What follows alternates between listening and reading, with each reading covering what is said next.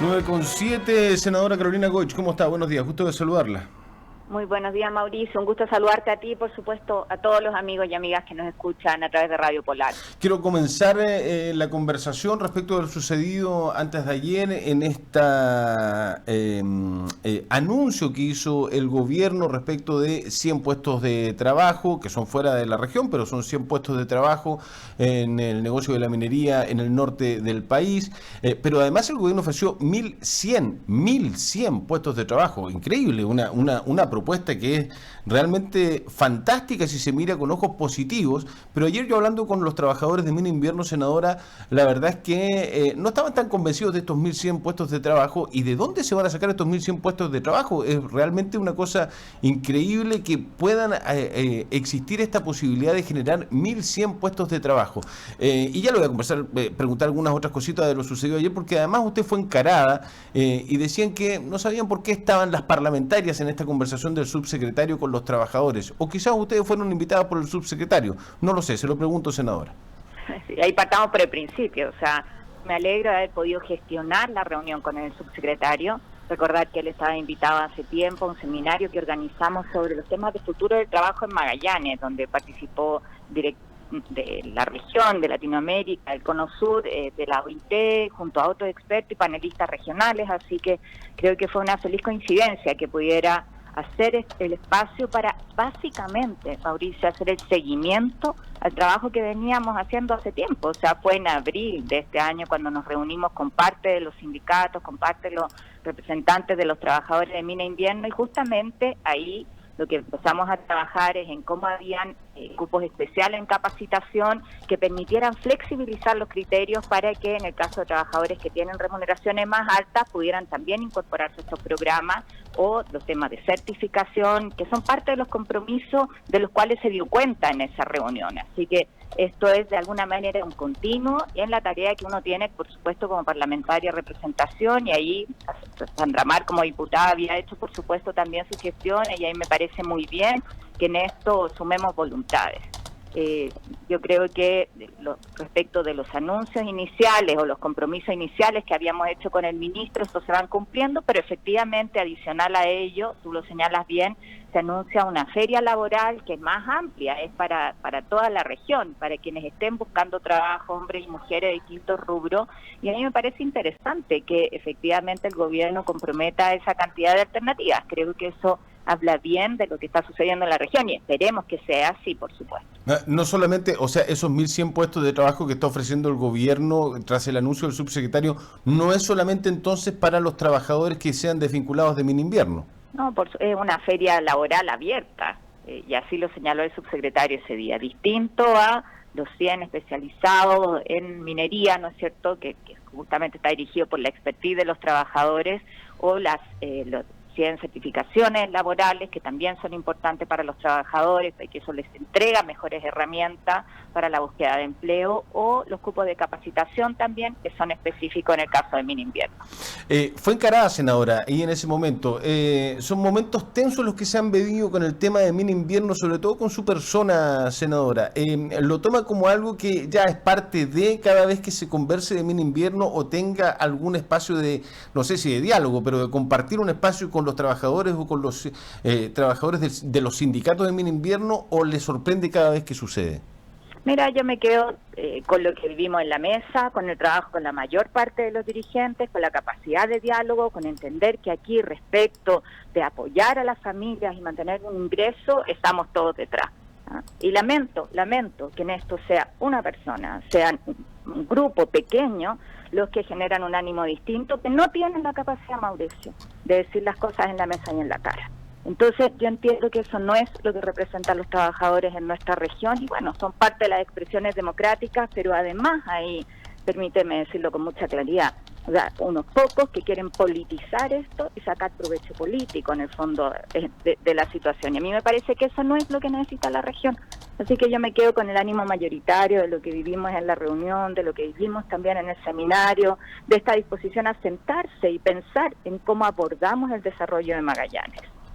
¿Y cómo abordamos el desarrollo de Magallanes, senadora? ¿Para dónde planificamos nuestro desarrollo productivo con tanta problemática en el mercado salmonicultor? Hoy día el gremio se muestra muy preocupado respecto de la caducidad de algunos permisos, por ejemplo, o con el tema mini invierno. ¿Hacia dónde tenemos que mirar?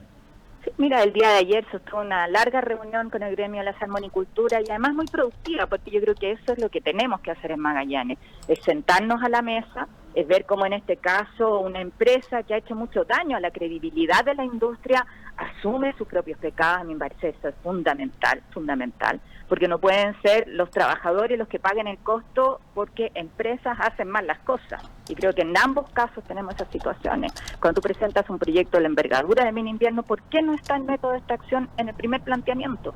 Eso es algo que la empresa no ha respondido, a pesar de que muchas veces se le preguntó si contemplaban tornaduras o no. Y en el caso de la salmonicultura, conversábamos la situación de Pescanova, ¿no es cierto?, y la preocupación por cómo hoy día se garantiza que el desarrollo de la industria en Magallanes se lleva en buena forma. Si eso es lo que queremos, porque esa es la forma de cuidar los empleos, es que las empresas hagan las cosas bien. Yo quiero destacar ahí el trabajo que tuvimos, el revisar cuál es la situación de Magallanes. Compartimos además la necesidad, Mauricio, de tener una mesa de trabajo sobre la salmonicultura en la región, así como lo hicimos en un proceso que yo mismo respaldé por ley, que fue el proceso de revisión de las áreas aptas para la acuicultura, y se generó un acuerdo regional para ver cuáles se destinaban al turismo, cuáles se destinaban a la pesca artesanal, cuáles se destinaban a la salmonicultura. Yo creo que es lo mismo que tenemos que hacer hoy día para dar certeza a la empresa de que mantiene su actividad, pero lo hace en forma ordenada, conviviendo con otras áreas productivas que también son relevantes en la región. Se juntó con los trabajadores de la salmonicultura, senadora. ¿Qué se dialogó? ¿Cuáles son las peticiones de ellos? ¿Qué es lo que se puede hacer por parte de ustedes como parlamentarios para ayudar a esos trabajadores? Porque más allá de lo que suceda con el negocio salmonicultor en la región, finalmente son los trabajadores los que terminan afectados, como en todo, ¿no? Por supuesto, en esto ayer me junté con los representantes de las empresas del gremio. Ya me había reunido hace un tiempo con los representantes, sobre todo de Pescanova. Y yo creo que aquí hay un trabajo donde tenemos que sentarnos todos a la mesa. Yo vuelvo a reiterar al intendente, le voy a llamar hoy día al subsecretario de Pesca para volver a plantearle la necesidad de armar esta mesa de trabajo, donde lo que hagamos es ordenar. Si eso es lo que necesita la industria para tener certeza, eso es lo que necesitan los trabajadores, ordenar, reglas claras y certeza de que las cosas se hacen bien. ¿Se necesita más fiscalización? Sí, ¿cómo generamos los recursos para ello? Pero también se necesitan estos acuerdos que pueden venir de las propias empresas, es decir, hacemos las cosas bien para seguridad de los trabajadores y para seguridad también del cuidado de nuestro medio ambiente. Y eso es posible hoy día. Así que ese es el ánimo de diálogo, es el ánimo en que conversamos el día de ayer. Y yo espero que además este mea culpa que se hace desde la industria también tenga medidas concretas que permitan en esto recuperar credibilidad, dar garantías, te insisto, de que las cosas en la región se van a hacer bien.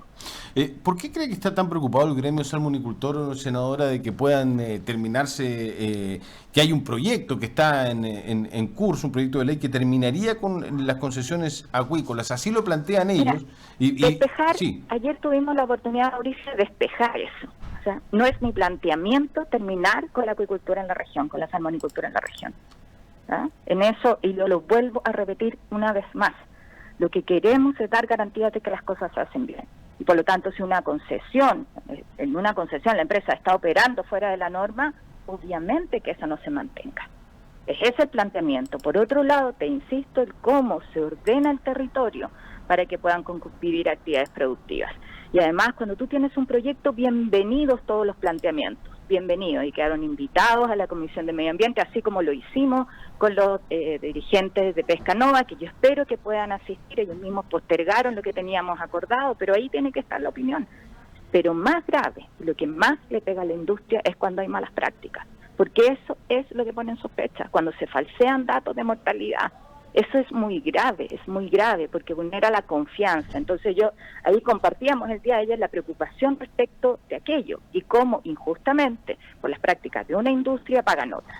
Entonces, frente a eso no lo va a resolver un proyecto de ley, Mauricio. Eso lo van a resolver acuerdos, donde sentados a la mesa se den garantía y fórmulas de hacer seguimiento de que las cosas se hacen en norma.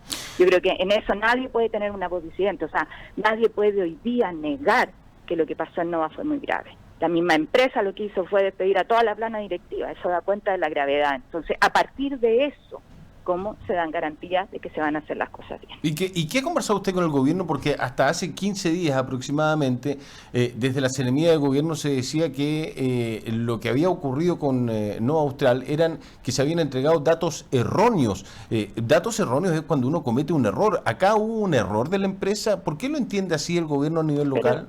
Pero Mauricio, o sea, si el mismo gobierno escucha las declaraciones del ministro de Economía y la dureza con que los planteó, o los procesos ahora de sanción que ya se han iniciado, eso también es la institucionalidad. Entonces, aquí no pueden haber dos versiones, y a mí me parece que eso es fundamental. O sea, hay procesos hoy día de sanción por la institucionalidad, reconozcamos eso. O sea, ¿qué sentido tiene minimizar o tratar, ¿no es cierto?, de hacer ver como menos graves cosas que son graves? Y uno dice, a partir de eso, lo que a mí me preocupa es que no paguen el costo los trabajadores por malas prácticas, por cosas que están fuera de la normativa hoy día y que son inaceptables. Entonces, a partir de eso, sentémonos, ordenemos la región, veamos cuáles son las necesidades de la industria, cuánto es lo que tolera la región respecto de la salmonicultura, porque eso tiene que ver también con cuidar de alguna manera, la sustentabilidad del desarrollo de la salmonicultura en Magallanes. Vamos al plano de los chilotes, del pueblo chilote, tan fundamental y trascendente para nuestra historia, para nuestro pueblo, para Magallanes y para la Patagonia, en general, para el sur chileno y argentino. Han dicho en las últimas horas, incluso es noticia en algunos de los diarios locales, que es una falta de respeto que el gobierno no se pronuncie por el feriado del 21 de septiembre. Un feriado que se está pidiendo hace tantos años, que en algún momento se había conseguido, pero fue casi excepcional. Después se ha ido perdiendo y finalmente yo empecé a preguntar hace una semana, 10 días, y no hay ninguna información, y lo más posible que suceda es que no haya feriado nuevamente este año. ¿Cómo se va a arreglar? ¿Qué está sucediendo con eso, senadora?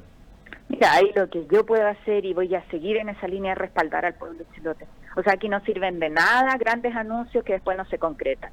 Y este año, además, ellos partieron en enero, le entregaron una carta al presidente cuando estuvo en la región. Yo estuve presente, ahí soy testigo, y después hicieron la campaña de firma. Los acompañamos a los dirigentes del Centro Hijo de Chiloé a La Moneda a entregarle las más de 2.000 firmas de la región, ¿no es cierto?, al ministro Blumer. O sea, ellos han hecho su trabajo y lo han hecho con tiempo. Acuérdate que el año pasado las autoridades de este gobierno dijeron que se había partido muy tarde. Hoy día ya no hay excusa.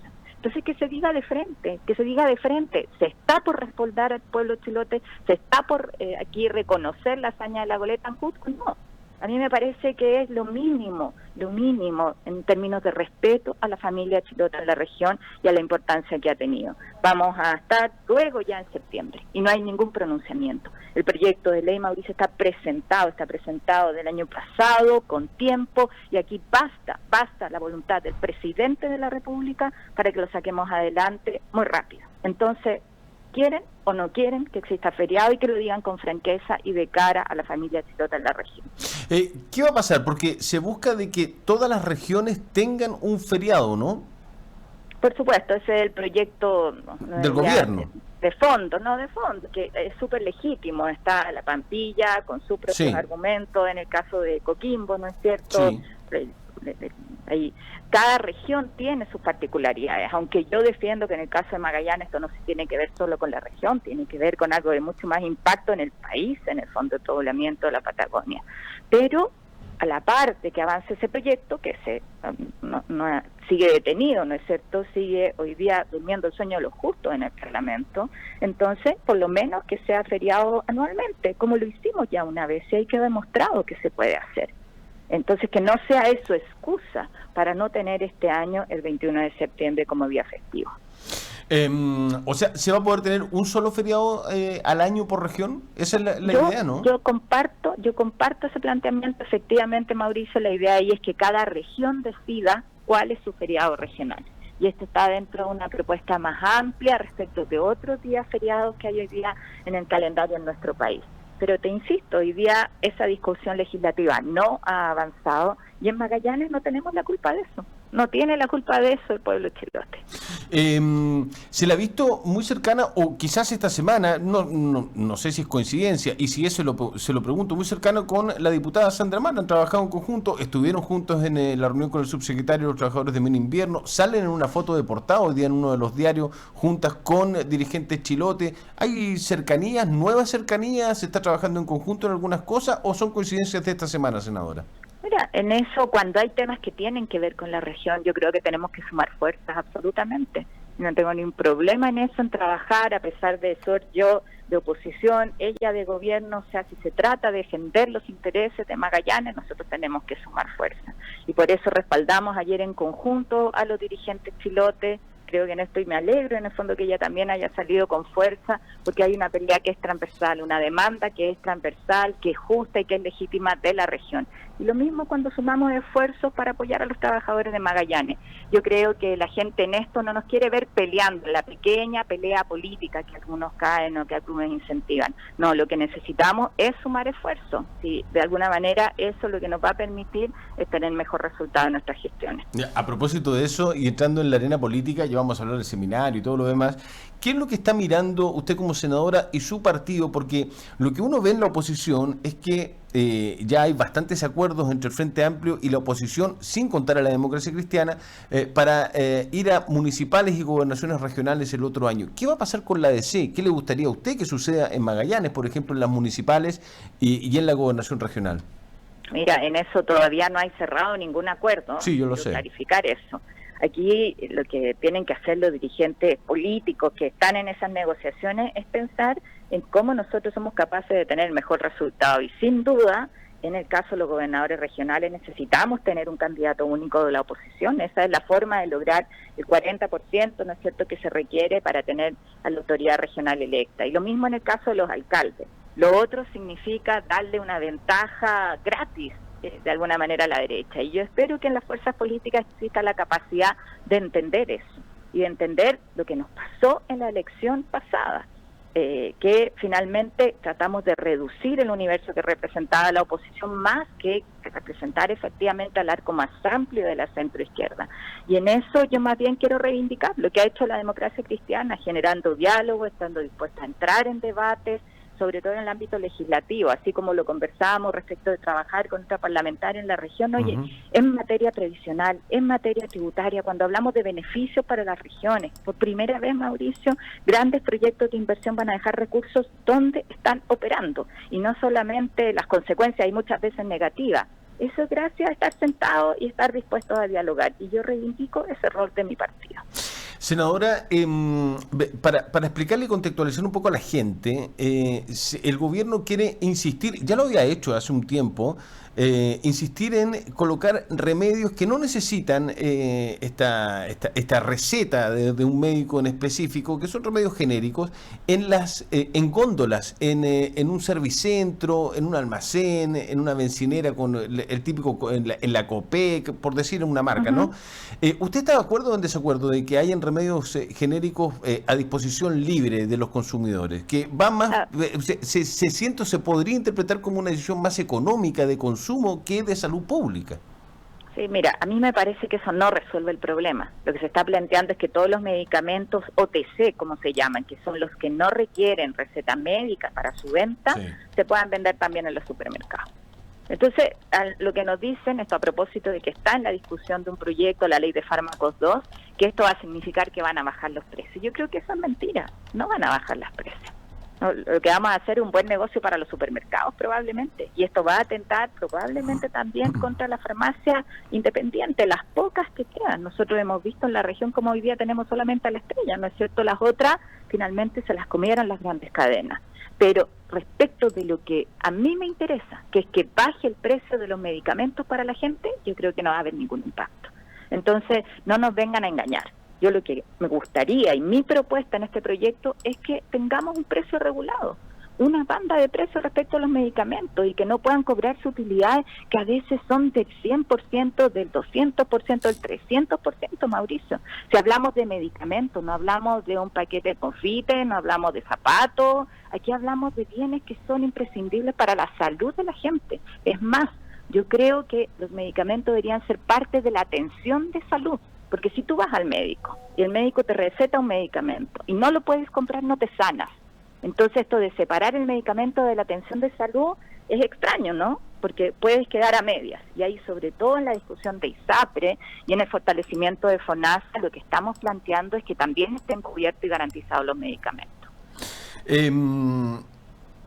Vamos a ver que la gente de repente le gustan estas propuestas porque dice, qué bueno, en vez de tener que ir al médico a pedir una receta, voy a poder pasar por un supermercado, por un almacén, por un servicentro y puedo comprar el paracetamol. Pero hay datos científicos que, es más, los científicos, los farmacéuticos, los químicos farmacéuticos dicen que esta es una decisión horrenda, por decirlo menos, senadora, que no debiese ser, que es una cuestión de salud pública lo que está en juego acá. Sí, porque además nosotros tenemos datos bien alarmantes de lo que significa la automedicación. Exactamente. Muchas veces la intoxicación de niños por el consumo de medicamentos, en eso, sí, incluso el paracetamol puede ser riesgoso si tú lo consumes en altas dosis. Sí. Entonces, yo creo que efectivamente ya hablamos del mercado, de la oferta y la demanda cuando hablamos de medicamentos, o hablamos de un bien público. Esa es la discusión de fondo. Y yo veo a este gobierno orientado más bien a decir esto es un mercado, lo regula la oferta y la demanda. Y ahí vemos el negocio de los medicamentos y no, o sea, aquí tenemos que volver a la mirada de salud pública, si estos no son bienes que se regulan en el mercado. Y por eso, en el caso de la farmacia, yo insisto, partidaria de que exista una banda de precios donde haya una utilidad que sea la legítima, pero no usura, como vemos en algunos casos. Y junto con eso, varias otras medidas, Mauricio, el que los médicos tengan que entregar una receta donde de la denominación común internacional, en el fondo el principio activo, y no el medicamento de marca, que muchas veces tiene el mismo efecto, pero sale muchísimo más caro. Y bueno, la gente dice, esto es lo que me dio el doctor, así que tengo que comprar eso, a pesar de que exista un bioequivalente, un genérico que tiene el mismo efecto. Exactamente, exactamente. Ahí que la gente no se, que se informe mucho mejor, ¿eh? Eso es muy importante lo que dice. Lo último, senadora, seminario, se viene el seminario, cuéntenos un poquitito de qué va a tratar, dónde va a ser, entiendo que en INACAP, quiénes son los invitados, de qué se va a conversar en ese seminario. Lo tuvimos ya el día lunes, Mauricio. Perdón, tiene toda la razón. Sí, me confundí con otro seminario. Claro, de repente nos come la contingencia, y la polémica, y perdemos el fondo. Y creo que eso es algo en lo que no tenemos que caer en la región. Nos sentamos y conversamos sobre una situación que hoy día se nos viene encima, que es la automatización. O sea, estamos preocupados por lo que pasa en invierno, muy bien, por lo que pasa en la salmonicultura, pero además hay otro proceso que se está dando hoy día. ¿Qué va a pasar en el comercio? ¿Qué pasa cuando un banco anuncia que buena parte de sus sucursales van a ser sucursales virtuales? ¿Qué pasa con esos puestos de trabajo? ¿Cómo preparamos hoy día a esos trabajadores en las habilidades que requieren para poder asumir otras tareas? Esto es un proceso mundial que no vamos a detener y por lo tanto lo que hicimos fue llevar el informe, el tema que ha tratado la OIT como prioridad dentro de este año, que además es su centenario como Organización Internacional del Trabajo, y tuvimos un diálogo muy productivo donde estuvo el subsecretario Fernando Ará, pero también representantes de empresarios, del mundo académico, de la NEF, estuvo ahí Doris Sandoval, y yo quiero agradecerles a todos la disposición a sentarse y a decir cómo Magallanes, frente al desarrollo de la tecnología, es capaz también de ver una oportunidad. ¿Qué pasa hoy día cuando tenemos al fin el trazado de fibra óptica? ¿Cómo aprovechamos eso como una ventaja? Y significa que para emprendedores, que para nuevos negocios, también se abren ahí oportunidades. Eso tiene que ser intencionado en una mirada más de mediano plazo. O la Antártica, uno dice, la Antártica sigue siendo ajena para la mayoría de las personas de la región. ¿Cómo hacemos que eso efectivamente sea una oportunidad de negocio para quienes están hoy día en Punta Arenas y no necesariamente los que pueden llegar a la Antártida, que son muchos menos? Ahí con esta mirada a la sostenibilidad que implica el cambio en matriz energética, no sé, en decisiones que tienen que ver mucho más con el mediano plazo y asumir. La estadística puede ser bien alarmante, las estimaciones que hay, que el 2030 la mitad de los empleos, Mauricio, tal cual como los conocemos, ya no van a estar. Muchos dicen que nuestros niños se están formando para empleos que ni siquiera conocen. Entonces, ¿cuáles son las habilidades? Hablemos inglés, aprendamos programación desde pequeños. ¿Cómo incentivamos eso en la región? Senadora Carolina Goich, muchas gracias por esta conversación. Vamos a hablar de reconversión laboral, fíjese, la próxima semana y tengo varios conceptos y varias dudas que podemos ir aclarando y se la podemos ir contando a la gente. Me parece que es un temazo y que hay que ponerlo cada día y cada vez más sobre la mesa para que la gente también vaya asimilando estos cambios que se vienen, que van a ser mucho más rápido de lo que uno se imagina y que de lo que se esperaba claramente desde hace un par de años a la fecha. Senadora, que tenga buena jornada. Muchas gracias. Muchas gracias, Mauricio. Muy buen día. Que esté muy bien. Buenos días. 9:32. Pausa y ya volvemos.